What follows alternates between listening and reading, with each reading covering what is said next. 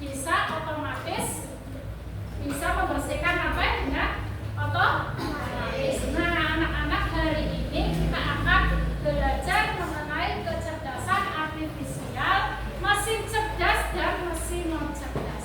Gambar yang kanan disebut mesin non cerdas karena ini digunakan secara manual, ya. Kalau di sebelah kiri itu adalah salah satu contoh dari mesin non cerdas karena ini hubungannya memanfaatkan kecerdasan artifisial untuk mengoperasikan robot vakum cleaner tersebut.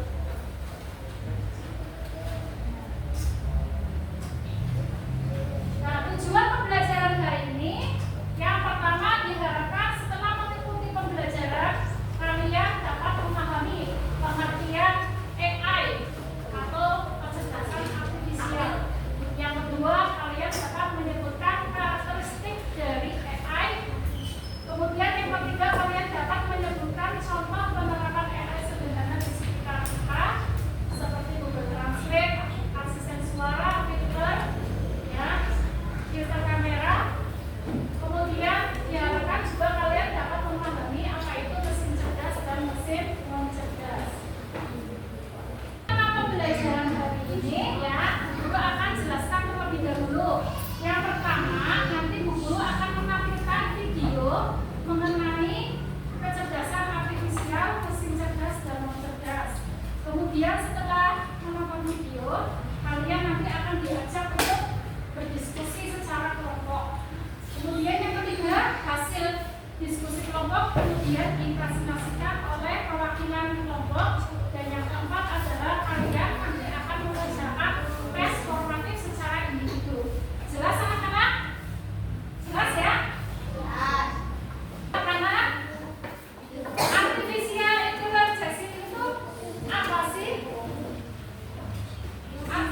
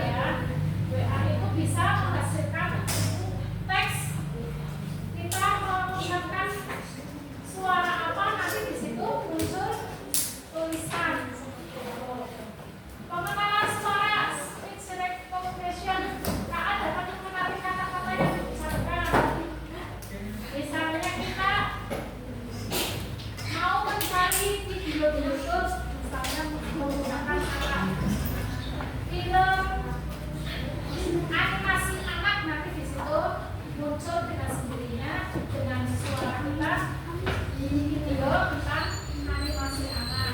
Ya, tanpa harus kita mengetik. Terus yang ketiga, pengenalan dan pemrosesan gambar, yaitu KA yang mengenali wajah, tulisan tangan dan gambar. Contohnya yaitu di layar HP itu ada kata kunci yang berdasarkan wajah kita. Kalau ditempelkan wajah kita, nanti otomatis HP tersebut akan terbuka kuncinya, layar kuncinya. Atau dengan tulisan tangan atau pola, ya. Kita punya HP untuk membuka layar kunci, biasanya kita menggunakan pola tertentu dengan sentuhan tangan bola. Agen otonom, yaitu KA yang dapat bekerja sendiri tanpa dikendalikan manusia. Contohnya yaitu mobil yang bisa berjalan tanpa supir. Mengapa bisa ada sih guru mobil yang bisa berjalan tanpa supir? Ternyata mobil tersebut didesain dengan menggunakan pola rem tangan. Misalnya apabila di depannya ada mobil, maka mobil otonom tersebut dengan sendirinya bisa menghindari dari mobil yang ada di sampingnya atau mobil yang ada di depannya. Kemudian deteksi afektif, yaitu KA yang dapat mengakali emosi manusia. Kemudian pengembangan data untuk prediksi, yaitu KA yang dapat menganalisis data untuk membuat prediksi. Contohnya tadi untuk memprediksi cuaca menggunakan data suhu udara dan kelembapan udara.